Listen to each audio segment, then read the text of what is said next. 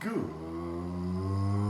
evening, everyone, and welcome to another episode of On the Glass. As promised, we are going to preview this Jaguars versus the unmentionable game that is coming up on Sunday at 1 o'clock. I just finished watching Thursday night football. Pretty good game between the Bengals and the Browns. The fact that the Bengals are allowing Burrow to throw the ball as many times as he did is kind of crazy to me, but nonetheless, good game all around. But the reason that we're all here is to preview the Jaguars versus AFC South rival and arch rival, the Tennessee Titans, coming up on Sunday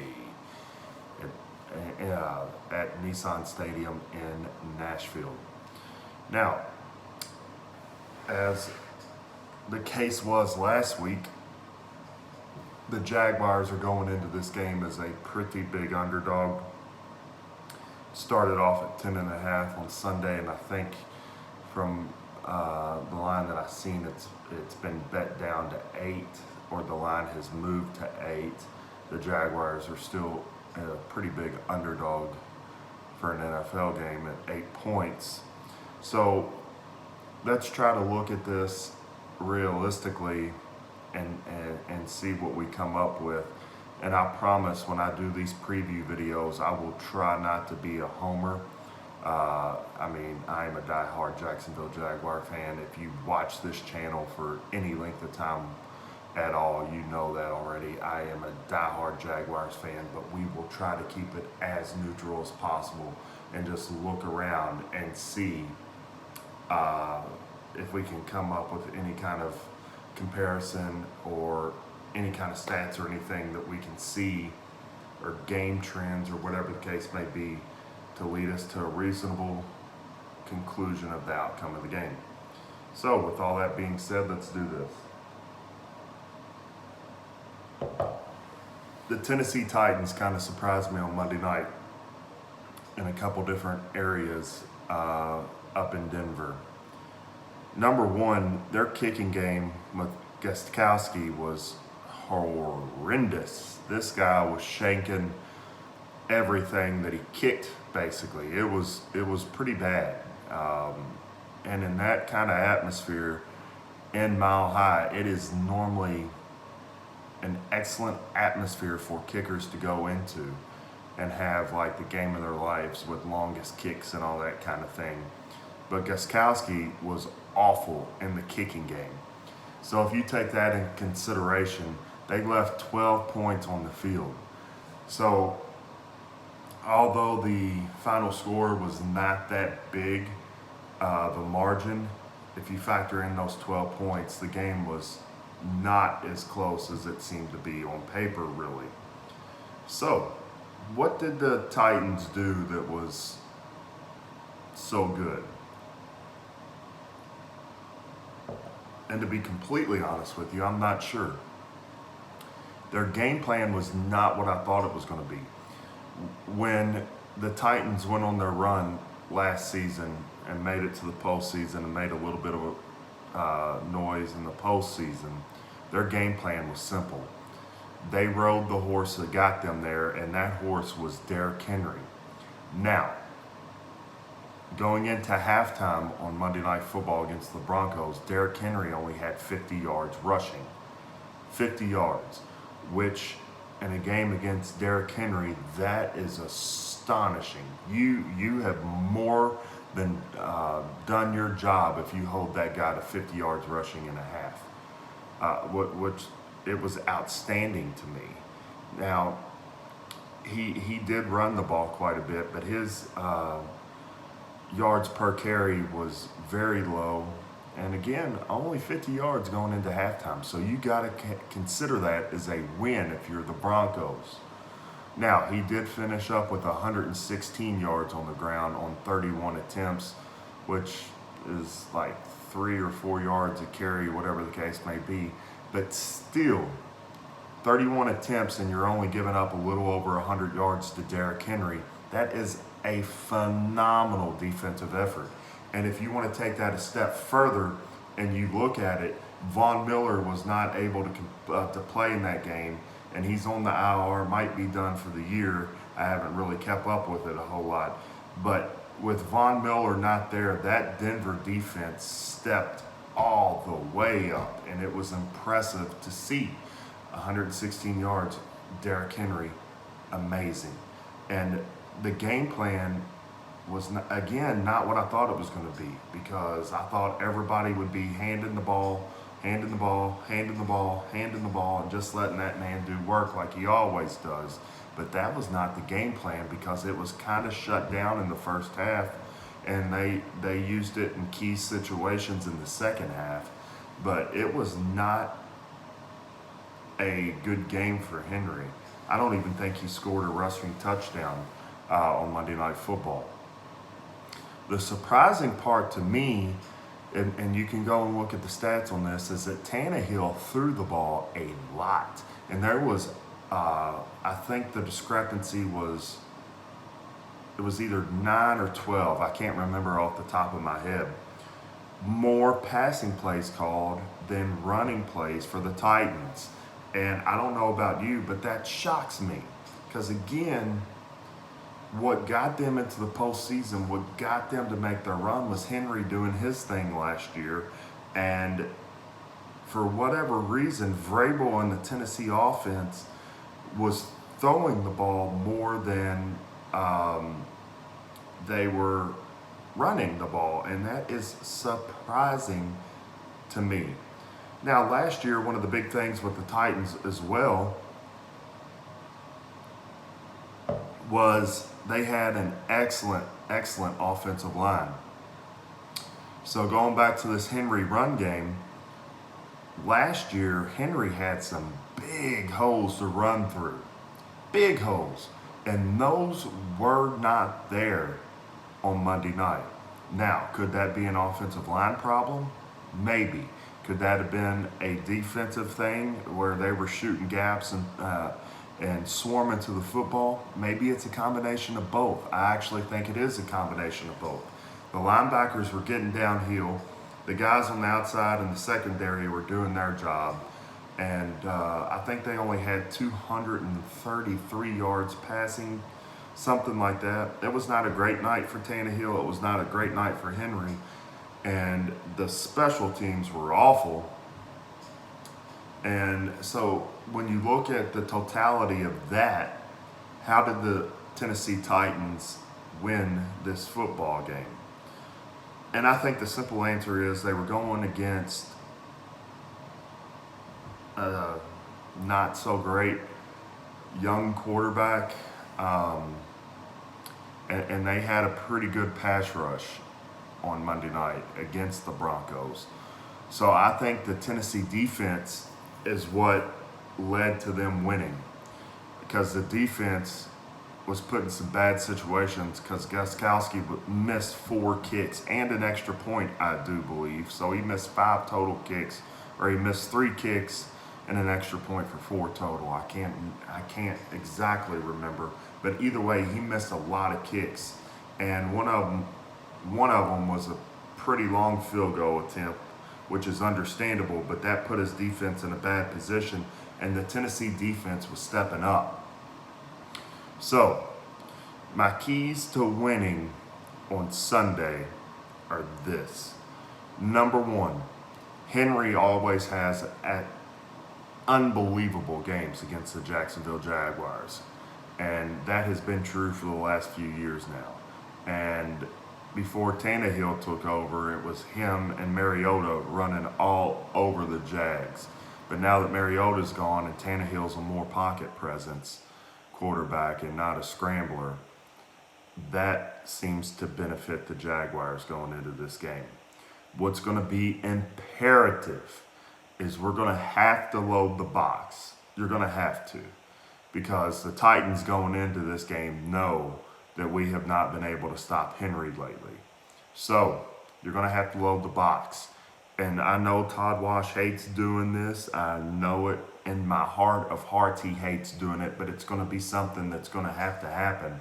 And that is, you're going to have to play more man schemes to go alongside of putting 8 in the box. You're going to have to do it. You're going to have to press up on these receivers. You're not going to be able to play off of them and play zone. And you're going to have to get a pass rush on the edges from Allen and Bryant. You're going to have to. That's what Denver was doing. It worked well, and the linebackers were running downfield, running into gaps. Henry is good around the edge, but where he makes his bread and butter is up the middle, running. And the Titans have been able to open up some pretty big holes against the Jaguars, and he has exploited that. And we're going to have to get downhill. If it were me, if I was Todd Wash and somebody asked my opinion, which they never will in a million years, I would have Miles Jack kind of single-handedly keying on Henry, kind of like you run a spy with mobile quarterbacks. I would run a spy with Henry, and wherever Henry goes, I'm having Jack chase him. Jack's going to need some help tackling him in one-on-one in open space, but I think Jack can at least run with him and kind of slow him down and let the troops get there to gain tackle. Tackling is going to be of utmost importance come Sunday. If we miss tackles and he gets out of tackles, we are going to be in for a long football game as usual against the Titans. They're going to have to swarm to the ball. It's going to have to be a group effort to get this guy down and to keep him in check like he was in Denver. On the offensive side of the football, I believe James Robinson's going to be able to run against him. If what happened last week against the Colts was not a fluke with the offensive line play, there's going to be some big holes open up. And I love James Robinson. I love that he sees the hole, hits the hole, and runs behind his pads. I absolutely love that. And he actually is a patient runner too. And we'll look for creases and try to get through there. I love James Robinson in this game. Because Drew Lock is not that experience of a quarterback, the corners and the safeties were not tested downfield very much. Gardner Minshew's got that capability. So let's see if Minshew can put some pressure on the corners and the safeties for Tennessee. And I think he can do that. He has some amazing weapons in the receiving corps. That whole offense is going to be fun to watch. You got to remember something, guys. We're in the second week of an NFL season that was greatly hindered by the coronavirus pandemic and completely changed up training camp and shortened training camp and all that kind of thing. And we had a new offensive coordinator coming in with some new pieces and some new schemes and things like that. And these guys haven't played together very long, and they put on a phenomenal display against the Colts last Sunday. So these guys are only going to get better as the season goes on. And I think that's going to be a lot of fun to watch. I don't know if we're going to have a juggernaut offense or anything like that. I don't even want to begin to say something like that. But as we stand right now, I think that we're going to have the possibility of a top 10 offense in the NFL this year. I think in certain situations they're going to be absolutely explosive. And I think they're going to put a lot of defenses in a position where it's going to be kind of a pick your poison kind of thing. Are you going to want to stop James Robinson in this run game and load up 8 in the box and let Minshew pick you the hell apart with all the weapons that he has at tight end and wide receiver? Or are you going to spread out, play zone coverages and stuff like that on the tight ends and the wide receivers and let James Robinson just gash you to death, which he has shown the capability to do through 1 week? So, and then of course, I don't even look. From this point forward, when we do these preview videos, just know that with 99.9% of the teams in the NFL, I firmly believe that the Jacksonville Jaguars have the advantage in the kicking game, in special teams. I absolutely do. If Lambeau's not the best kicker in the NFL, he's definitely top 3. We'll put it that way. And I will take him over any kicker in the NFL currently. So all that being considered, the Jags, again, are an 8-point underdog going into Nissan Stadium on Sunday afternoon. With everything that we talked about with Tennessee, after everything that we just kind of talked about with the Jacksonville Jaguars, what do I think is going to happen? If I were a betting man, and I typically am, I just cannot get to the casino to bet it because casino sports betting is not legal here in Kentucky. We got to go across the bridge, and I live about 50 minutes away from a casino. So, if I was going to bet this game, the money line on the Jaguars right now is like plus $320.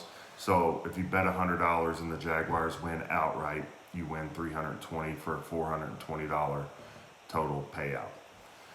I would absolutely bet the Jacksonville Jaguars to not only cover the spread, but to beat the Tennessee Titans outright come Sunday. I know a lot of you are probably like me and you hate watch the Titans when they're not playing at the same time as the Jaguars, and you always keep up with divisional rivals anyway. I have not been impressed by any AFC South team, Titans included. The Titans did not look impressive to me. They had trouble moving the ball. The defense was pretty stout against Drew Lock and that offense from Denver. But overall, I think Tennessee is going to be one of those teams like we were in 2018 that had a magical run, and then the very next year they peter out. And I think that's what we're going to be looking at with the Tennessee Titans. I honestly believe that, and I think that despite all the WTF moments in the offseason with releases and trades and cuts and all that kind of thing, the Jacksonville Jaguars seem to be a better team at this point in the season than the Tennessee Titans. So I'm absolutely predicting that the Jacksonville Jaguars go into Tennessee and come out with a victory, thus moving the Jacksonville Jaguars to 2-0 in the season, and rightfully number 1 in the AFC South at 2-0 in the division as well, leading us into Miami on Thursday night.